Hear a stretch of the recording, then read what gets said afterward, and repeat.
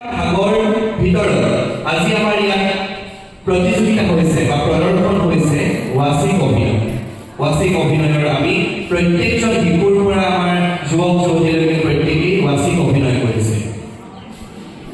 সংলাপ প্ৰত্যেকৰ প্ৰতিযোগিতা বৰ্তমান অসমত উজনি অসমত বিশেষকৈ প্ৰায় জিলাতে প্ৰতি অঞ্চলতে উদযাপন হৈ আহিছে। ইয়াৰ দ্বাৰা আমাৰ যিসকল শিশুৱে যিসকল উঠি অহা প্ৰজন্মই অভিনয়ৰ লগত সম্পৃক্ত হ'ব বিচাৰে, ভাওনাক অন্তঃকৰণেৰে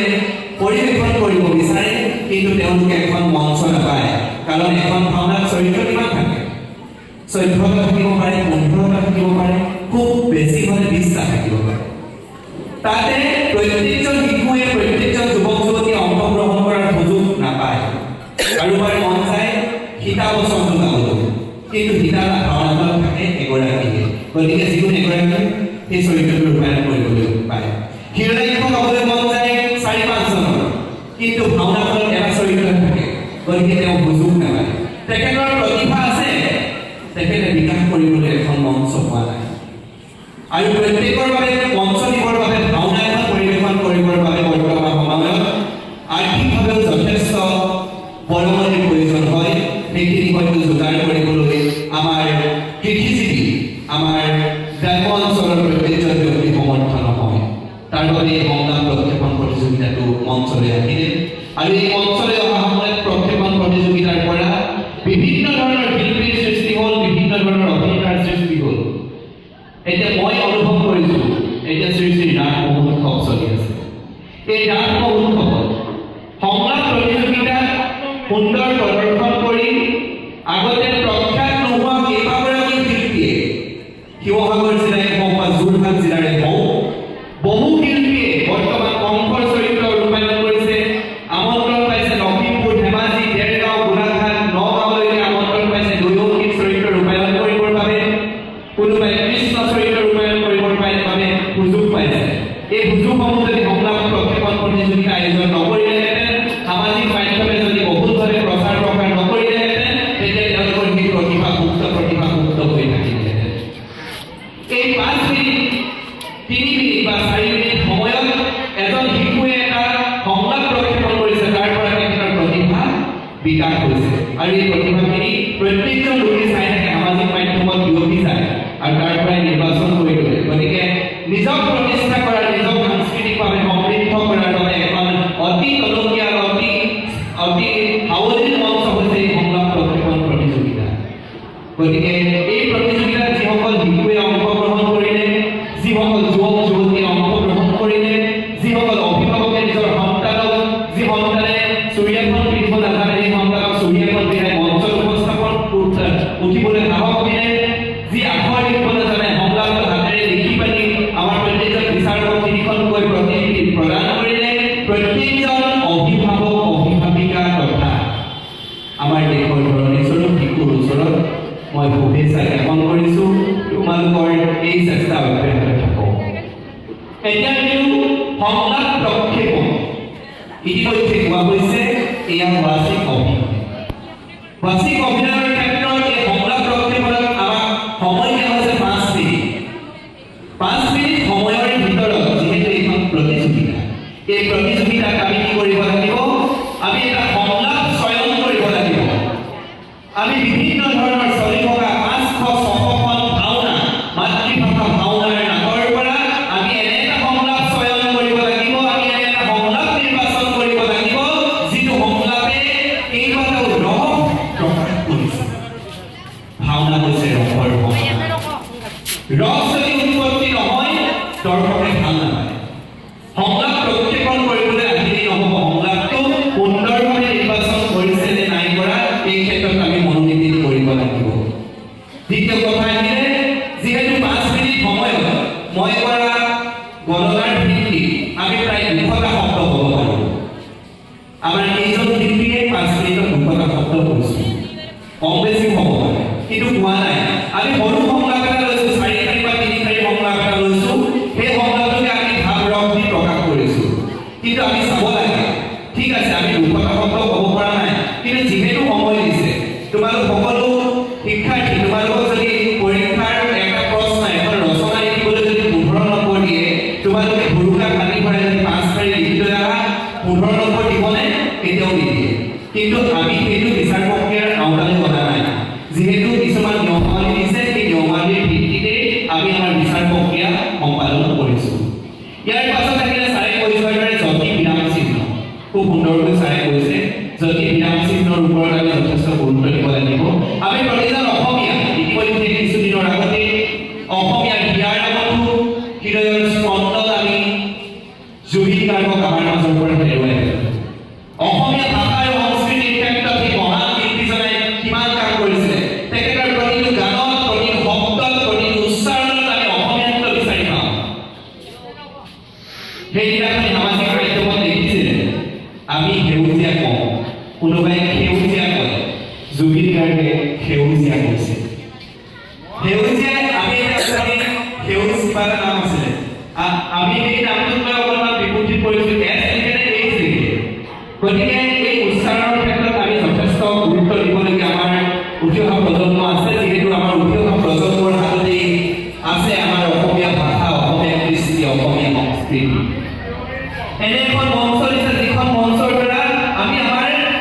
প্ৰতিভা বিকাশৰ লগতে আমাৰ নৈতিক দায়িত্ব আমাৰ প্ৰত্যেকজন অসমীয়া প্ৰত্যেকজন অভিভাৱকৰ প্ৰত্যেকজন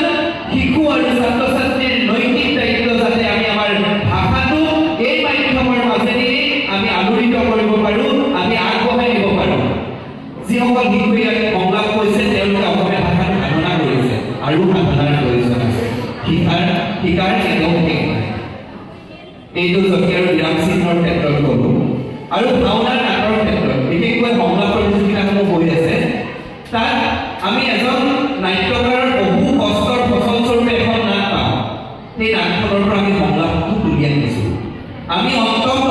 কৃতজ্ঞতাৰ চিনস্বৰূপে আমি যদি নাট্যকাৰজনৰ নামটো উচ্চাৰণ কৰিব পাৰোঁ তেতিয়া হয়তো সেই মৃত বা জীৱিত নাট্যকাৰজনে নেদেখিলেও কোনোবা ওচৰত এদিন আমি তেখেতৰ ওচৰত কৃতজ্ঞ হোৱা দেখা যায় আমি সংলাপ প্ৰক্ষেপণ প্ৰতিযোগিতা বহুতে বিচাৰণ কৰিছোঁ যেতিয়া পাইছোঁ এটা সংলাপ মই আনন্দাক কৈছোঁ আজি এইটো সংলাপ নাহিলে নেকি পূৰ্বদশাৰ সংলাপ যিটো সংলাপ অলপ আগত যেতিয়া আৰম্ভ হৈছিলে আমাৰ মানৱতাই কৈছিলে শ্ৰী ৰামচন্দ্ৰৰ বৈকুণ্ঠ যাত্ৰা সেই নাটখনি মই সেই সংলাপটো লিখিছিলোঁ আৰু আজি অৱশেষত সেই সংলাপটো কৈছে সেই শিল্পীগৰাকীয়ে হয়তো সামাজিক মাধ্যমত দেখিছে হুবহু তেখেতে প্ৰক্ষেপণ কৰিছে ভাল কৰিছে তেওঁ আগত কাৰোবাৰ পৰা চাইছে কাৰোবাৰ পৰা কপি পেষ্ট কৰিছে সেইটো আমাৰ বিচাৰ্য বিষয় নহয় বিচাৰক হিচাপে বহুদিনাখনি মই সামাজিক মাধ্যমত লিখিছোঁ প্ৰতিজন প্ৰতিযোগী প্ৰতিটো দল প্ৰতিজন শিল্পী প্ৰথম দৰ্শক হ'ব তেখেতে যদিও ইয়াত ৰূপায়ণ কৰিছে আগতে মই সহস্ৰবাৰ সেইটো চৰিত্ৰৰ লগত সংযোগ স্থাপন কৰিছোঁ যদিও তেওঁক কিন্তু মই প্ৰথম হিচাপে চাইছোঁ তেখেতে ভাল কৰিছে কিন্তু আৰু এটা কথা মই এইখিনিতে কৈ যাওঁ আমি যিহেতু ইয়াত বাচিক অভিনয় ইয়াত আংশিক অভিনয়ৰ প্ৰয়োজন নাই আমি আবৃত্তি কৰাৰ দৰে আমি কৰিম ইয়াত সংলাপটো ৰস আৰু ভাৱৰ প্ৰকৰণ দি শব্দৰ যিটো স্বৰৰ উচ্চ নিচ ৰাখি যিটো মডুলেশ্যন বুলি কৈছে স্বৰৰ যিটো উচ্চ আৰু হাই এণ্ড ল' এই কথাটো অকণমান গুৰুত্ব দিব লাগিব আৰু যিটো কথা কৈ গ'লোঁ আমাৰ আংশিক অভিনয়টো মই ভাবিছোঁ সংলাপ প্ৰক্ষেপণ প্ৰতিযোগিতাত কোনো প্ৰয়োজনীয় বস্তু নহয় এজনে শিল্পী এজন অভিনেতাই সন্মুখত মাইক্ৰফোনটো লৈ স্থিতপ্ৰজ্ঞ হৈ কেনেকৈ সংলাপটো কেৱল কণ্ঠৰ প্ৰতিভাৰ দ্বাৰা প্ৰকাশ কৰিছে এইটোহে সংলাপ প্ৰক্ষেপণ প্ৰতিযোগিতাত মই ক'ব লাগে বুলি ভাবোঁ আৰু মই বৰ বিশেষ নকওঁ কথা কৈ থাকিলে বহুত ওলাই গৈ থাকে আৰু দুটামান কথা কৈছে হেৰিয়ৰ ক্ষেত্ৰত নামৰ ক্ষেত্ৰত শ্ৰী শ্ৰী ৰামপৰাজয় সীতাৰ পাতাল বন্ধু কিন্তু আমাৰ গোটেই কেইগৰাকী শিল্পীয়ে দেখিলোঁ শ্ৰী শ্ৰী ৰামপৰাজয় সীতাৰ পাতাল বন্ধু হৈছে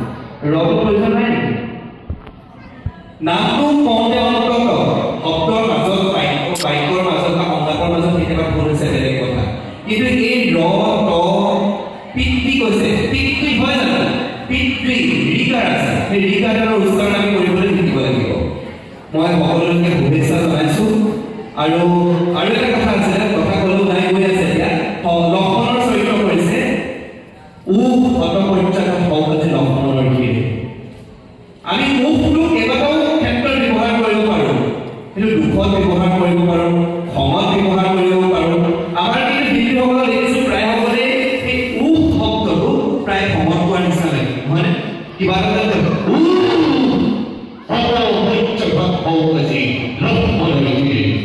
আমাৰ যে তেনেকৈ কৈছে তেনেকুৱা অনুভৱ হৈছে এইখিনি মুখটো কেনেকুৱা হ'ব কেনেকুৱা চৰম হ'ব কি ভাৱত আছে সংলাপটো আমি এবাৰ পঢ়িব লাগিব সংলাপটোৰ অৰ্থ বুজিব লাগিব সংলাপটোৱে ৰাষ্ট্ৰখনৰ কোনখিনি অৰ্থ প্ৰকাশ কৰিছে কি চিটুৱেশ্যনত কি অৱস্থাত এই সংলাপটো আছে আমি দিব লাগিব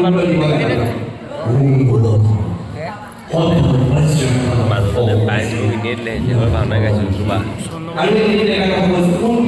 কোনটি চৰিত্ৰটো কৈছে কোনটি চৰিত্ৰটো হয় একৰ মানে কাৰিকৰ ওপৰত প্ৰকাশ কৰিছে কিন্তু প্ৰথম অৱস্থাৰ পৰাই কোনটি কিয় কোনটি মই পাণ্ডু শক্তি এইটো প্ৰয়োজন আছে জানো নিজক পৰিচয় দিছে কোনটি মই পাণ্ডু কিন্তু মানৱ Hendak ada di dasar. Di dasar itu nih kalian.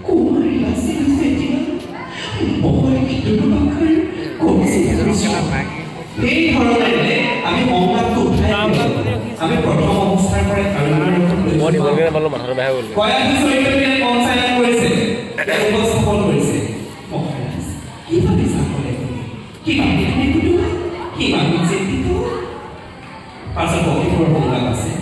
তাৰপিছত কি কৰা মহাৰাজ আচৰিত হ'ব লাগিব আচৰিত হ'ব লাগিব কি কৰা মহাৰাজ বিশ্বাস কাম আছে বিনতি সমাজৰাকে বন্ধ কৰক মই এই অন্যায় অভিযান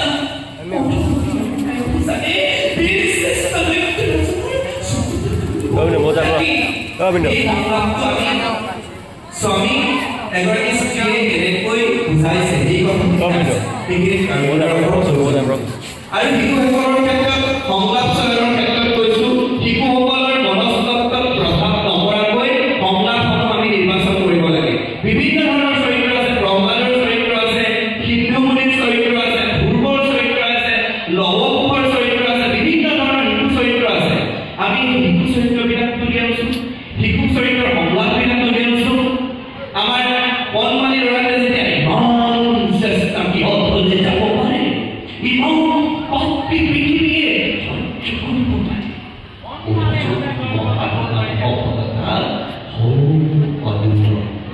সেই সংলাপটো যেতিয়া আমাৰ শিশু এটাই কৈছে শিশুটোৰ কণ্ঠস্বৰৰ প্ৰভাৱ পৰিছে সেই কণ্ঠস্বৰৰ যিটো প্ৰভাৱ পৰিব শিশুটোৰ শাৰীৰিকভাৱে কিন্তু পাছলৈ কিছু অসুবিধাৰ সন্মুখীন হোৱাৰ সম্ভাৱনা আছে শিশুকেন্দ্ৰিক নাটৰ পৰা আমি বস্তুখিনি যদি উলিয়াই দিব পাৰোঁ তেতিয়া মই ভাবিছোঁ ভাল হ'ব আৰু বৰ বিশেষ নকওঁ যিহেতু দৰ্শকো কম আমাৰ যিহেতু দৰ্শকৰ উদ্দেশ্য নাই আৰু আমাৰ যিসকল প্ৰতিযোগীসকল আছে সেইখিনি প্ৰতিযোগীসকলৰ উদ্দেশ্যে কথাখিনি ক'লোঁ ইমানখিনি কওঁতে অনেকখিনি অপৰাধ হ'ব পাৰে অল্প অপৰাধ আপোনালোকে নিজ মনে সমৰ্থন কৰিব মানুহ মাতৃ ভুল অনেকখিনি ভুলৰ মাজতে আমি তিনিওজন বিচাৰকে একত্ৰিত হৈ আমি এটা খুব সুন্দৰ ফলাফল দিছোঁ বুলি ভাবিছোঁ ইয়াত যদি কিবা ভুল ত্ৰুটি ৰৈ গৈছে আপোনালোক সকলোৰে ওচৰত মই ক্ষমা বিচাৰিছোঁ পুনৰবাৰ আপোনালোকৰ ওচৰলৈ আহি যি এটা সুন্দৰ আমি পাৰ কৰিলোঁ আপোনালোকৰ সহায় সহযোগিতা আপোনালোকৰ যি সমৰ্থন সৈন্যতা সমিতিৰ যি